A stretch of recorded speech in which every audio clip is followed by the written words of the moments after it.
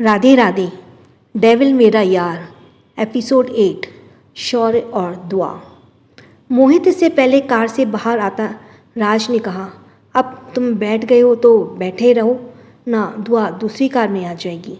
ईशा ने राज की बातों पर हामी भरते हुए कहा, हाँ मोहित, दुआ दूसरी कार में आ जाएगी, तुम कुछ घंटों की तो बात है। दोनों की बातों ने मोहित को खामोश कर दिया, पर उसका दिल मान नहीं रहा था दुआ को अकेले छोड़ने के लिए। एक अजीब ही बेचैनी ने मोहित को घेर लिया। इधर राज ने ड्राइवर को इशारे कर जाने के लिए कहा। मोहित, जिसने कुछ सोचते हुए कुछ कहने के लिए बोलना चाहा था कि तभी उसका ध्यान गया कि वो दुआ को वहाँ छोड़ आगे निकल आया है। मोहित के शब्द उसके मुंह में ही रह गए।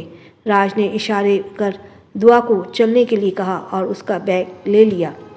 राज ने कार का डोर ओपन कर दुआ को बैठने के लिए कहा। दुआ जैसे ही बैठने के लिए झुकी, अंदर बैठे शख्स को देखकर उसकी आंखें बड़ी हो गई। उसने पलटकर राज को देखा। राज ने कहा, दो कार थी, एक में आपके फ्रेंड्स चले गए, अब इसमें हम सबको साथ में जाना होगा। राज की बात सुनकर धीरे से दुआ ने अपने सिर को हाँ में हिलाया और बैठ गई। शौर की नज़रें अभी भी उसके टैब में थीं। शायद वो कुछ इम्पोर्टेंट कर रहा था, पर दुआ को ये सिचुएशन बहुत ऑकवर्ड फील करवा रही थी।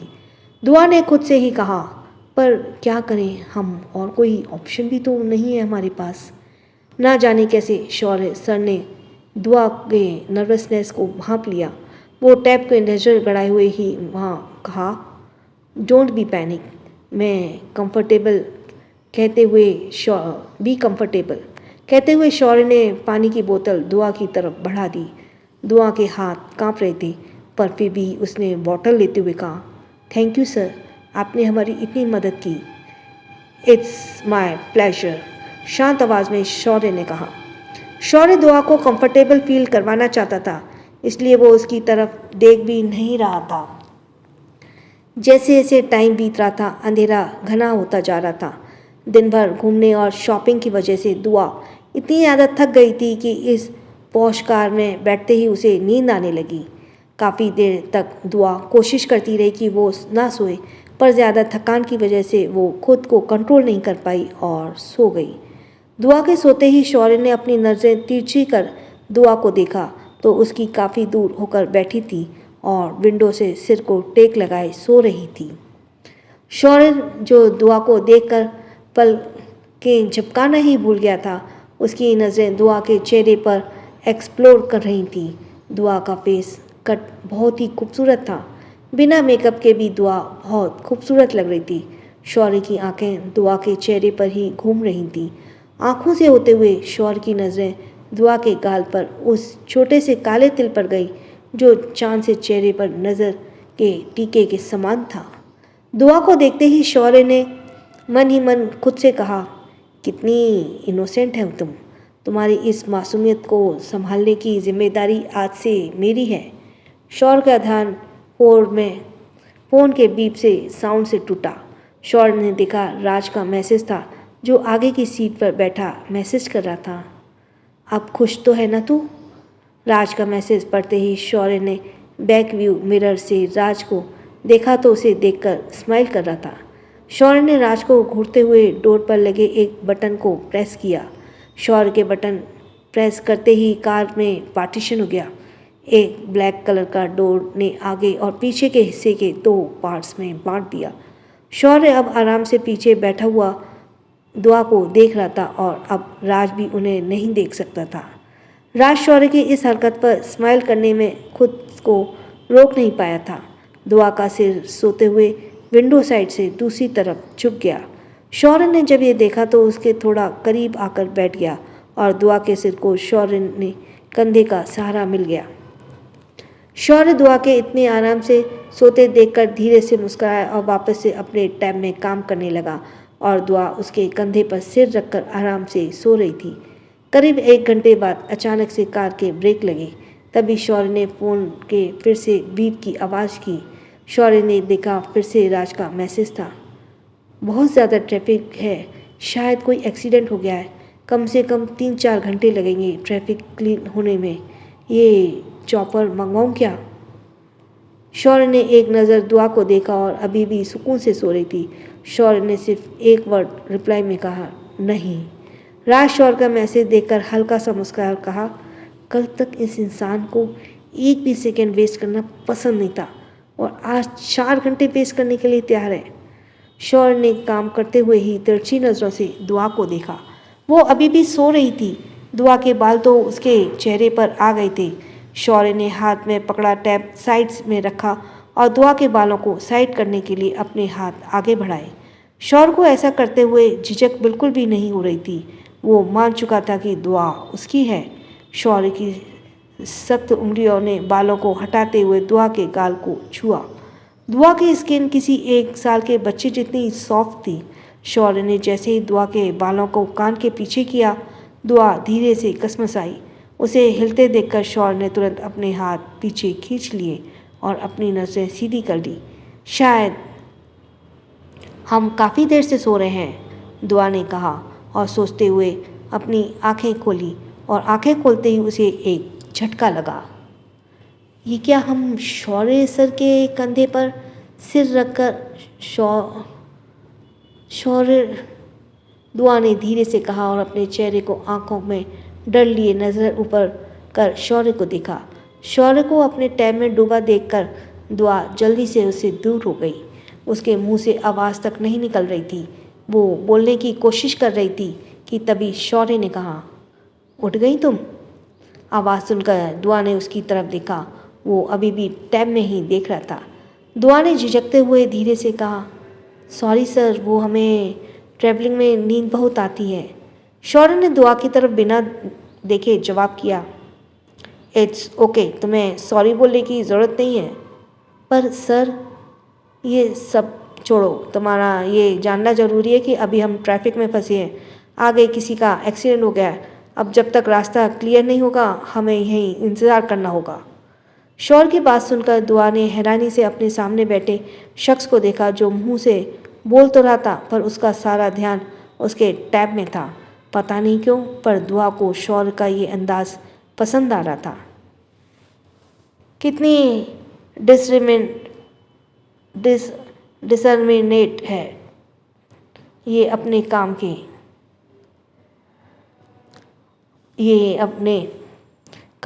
लेकर, तभी तो एशिया के नंबर 1 बिजनेसमैन हैं। सॉरी, यहाँ पे होना चाहिए, कितनी डिटरमेंट हैं ये अपने काम के लेकर, तभी तो एशिया के नंबर 1 बिजनेसमैन होने चाहिए। दुआ, अगर तुझे इनके जैसा बनना है तो तुझे भी इतने ही डिटर्मिनेशन के साथ काम करना होगा। मन ही मन दुआ ने खुद से कहा और इधर उधर देखने लगी। ये कार कितनी बड़ी है और इसका डिज़ाइन कितना यूनिक है। ऐसी कार तो हमने मैगज़ीन में भी नहीं देखी। कार का एक्सप्लोर करते हुए दुआ खुद से ही कह रही थी। तभी एक शांत और कोल्ड आवाज़ ने दुआ का ध्यान अपनी ओर खींचा। तुम्हें भूख लगी है तो फ्रिज से निकाल कर कुछ खा लो। नहीं सर, हमें भूख नहीं है। पिछले 3 घंटे में हम सफ़र कर रहे हैं और 2 घंटे से तुमसे सो रही हो, टोटल 4 घंटे। आई एम श्योर तुम्हें भूख लगी होगी, कुछ खा लो। क्या आदमी है ये, हमारी भूख के लिए इतना कैलकुलेशन। चल दुआ, अब कुछ खा ही लेते हैं, भूख तो सच में लगी है हमें। वैसे कुछ भी कहो, शौर्य सर की लोगों को एक नज़र में देखकर उसका हाल जानने की टेक्निक कमाल की है। कहते हुए दुआ ने फ्रिज ओपन किया। रेड वेलवेट केक ये हमारा फेवरेट है।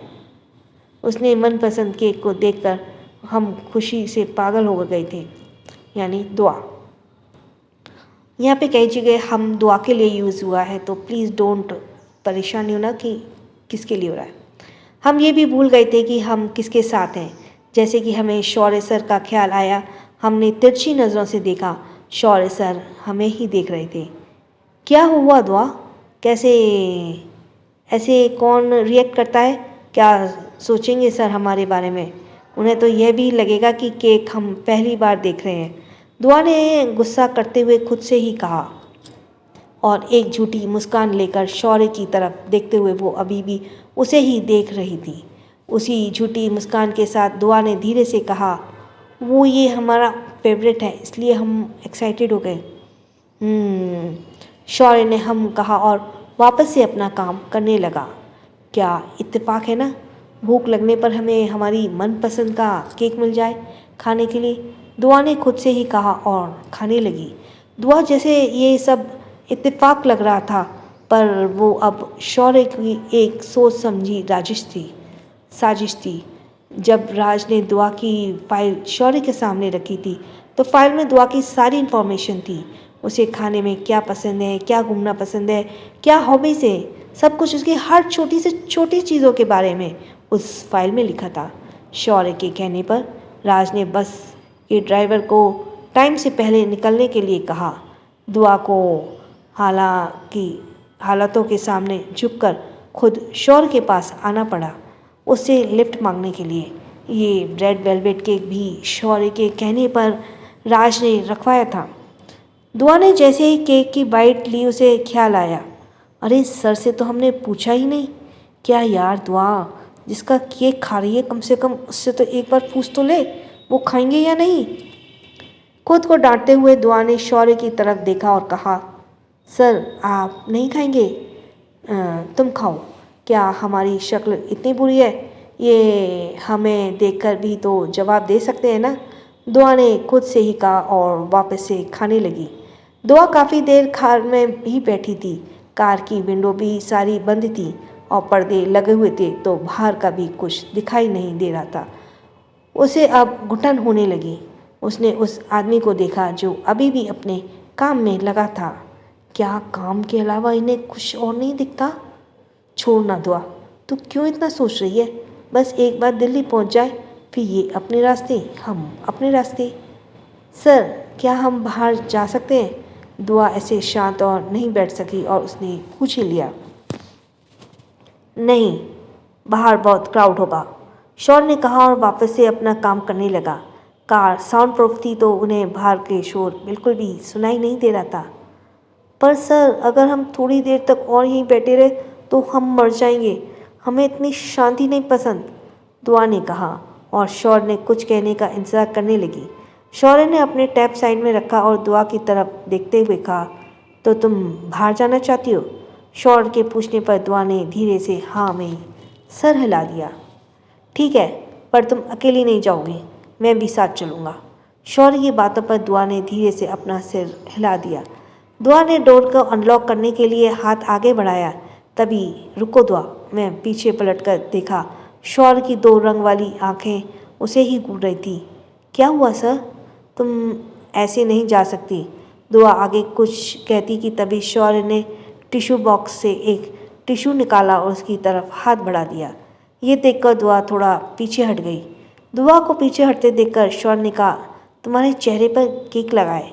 कहते हुए शौर्य ने आगे बढ़ हुआ दुआ के होठों पर लगे केक को साफ करने लगा। दुआ के होठों को देखकर एक बार फिर शौर्य को वो रात याद आ गई।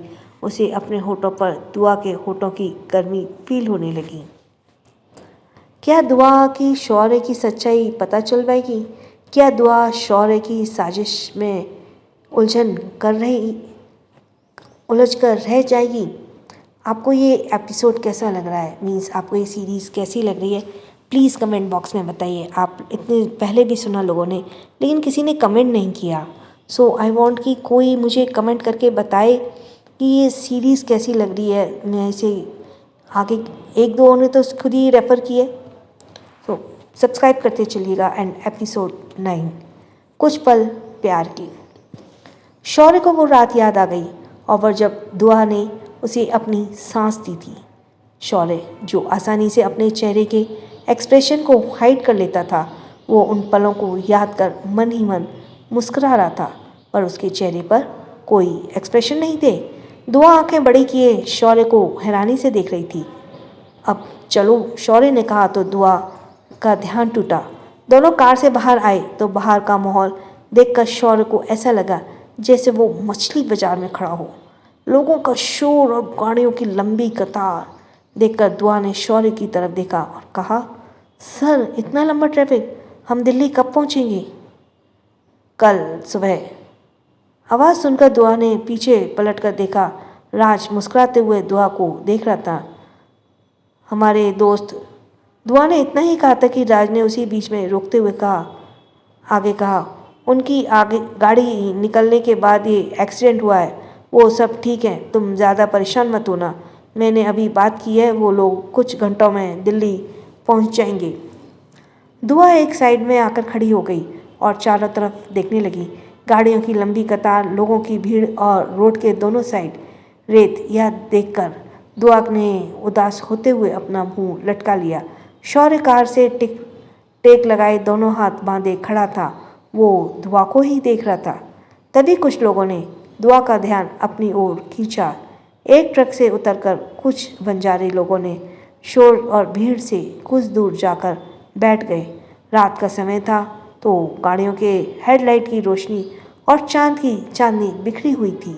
उन बंजारों में से कुछ बंजारे लड़कियों को इकट्ठा कर आग लगाने कुछ बंजारे लकड़ियों को इकट्ठा कर आग लगाने लगे तो कुछ अपना गाने बजाने का सामान निकालने लगे। उन बंजारों ने सभी लोगों का ध्यान अपनी तरफ खींच लिया। एक एक कर सबके कदम उनकी ओर बढ़ गए। दुआ भी उनकी ओर बढ़ने लगी। दुआ का बंजारों के करीब जाता देख शौर्य ने राज की तरफ देखा। राज ने हाँ में सिर हिलाया और दुआ के पीछे चला गया। शौर्य को ये सब पसंद नहीं था। वो डेविल पर्सनैलिटी वाला इंसान जो था, यूँ कहें कि डेविल ही था। वो उसकी लाइफ में 3 चीज़ों ही ज़रूरी थी। पहली उसकी माँ, दूसरा पैसा और तीसरा अपने दुश्मनों को मारना। यही उसकी लाइफ थी। पर अब कुछ बदल गया था जब से दुआ उसकी लाइफ में आई थी। दुआ भी उसकी लाइफ का एक इम्पॉर्टेंट हिस्सा बन गई थी। पर ये कितना सच था ये तो सिर्फ शौर्य ही जानता था। दुआ को खुद से दूर जाता देखकर शौर्य को अच्छा नहीं लगा और उसके कदम एक बार फिर से उसे उसके करीब ले आए। राज ने एक बड़े से पत्थर पर दुआ को बिठा दिया जहाँ से वो उन बंजारों को देख रही थी। शौर्य उनके पास आकर उनके पीछे ही खड़ा हो गया।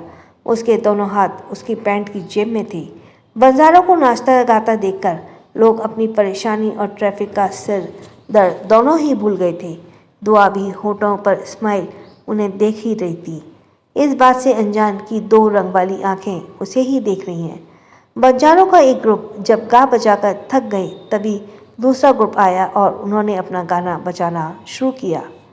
प्यार नहीं करना जहाँ सारा करता है, कोई कुछ कह कर ले ये प्यार होके रहता है। हाँ, प्यार नहीं करना जहाँ सारा कहता है, कोई कुछ कर ले ये प्यार होके रहता है। आँख लड़ जाती है, नींद उड़ जाती है, आग लग जाती है, हाय मजबूर होके दिल देना ही, पैदाए गम लेना ही, पैदाए दिल देना ही, पैदाए गम लेना ही, पैदाए ही, हाँ जी हाँ। तो उस गाने पर उसके डांस में इतनी इस कदर खो गई थी कि उन्हें देखते हुए वो अपनी पलकें झपकाना भी भूल गई थी।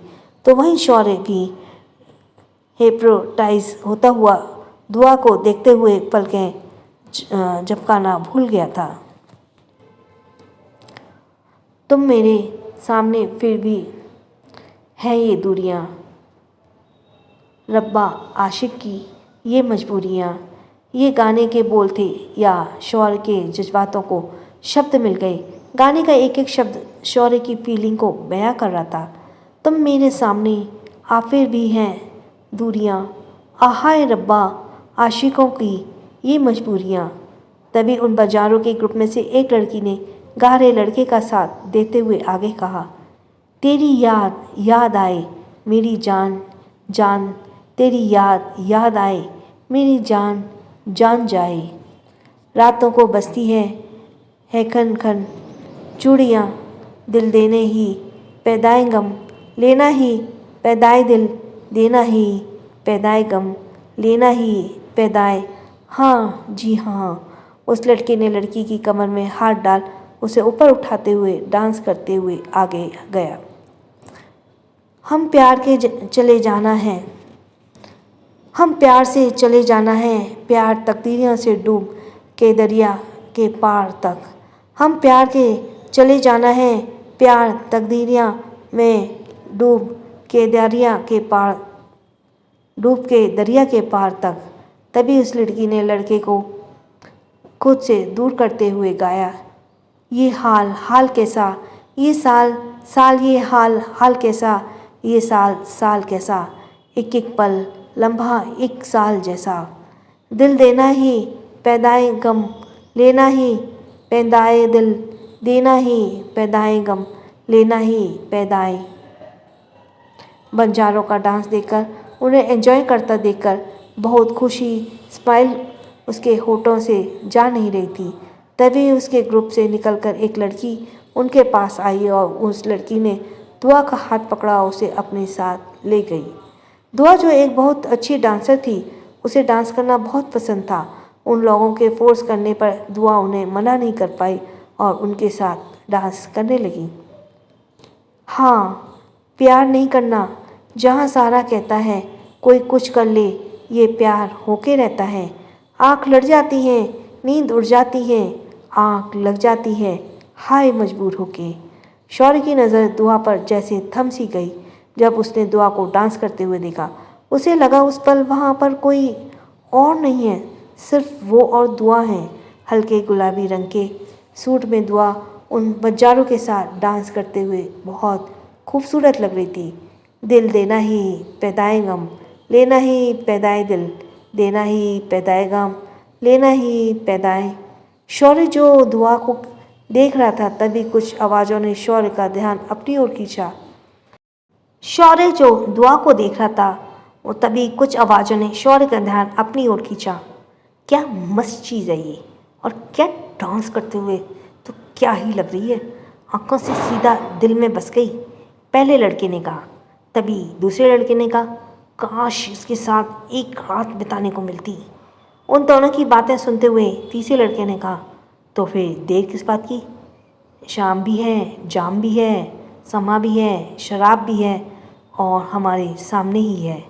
उठा लो इस, आज रात यादगार बन जाएगी।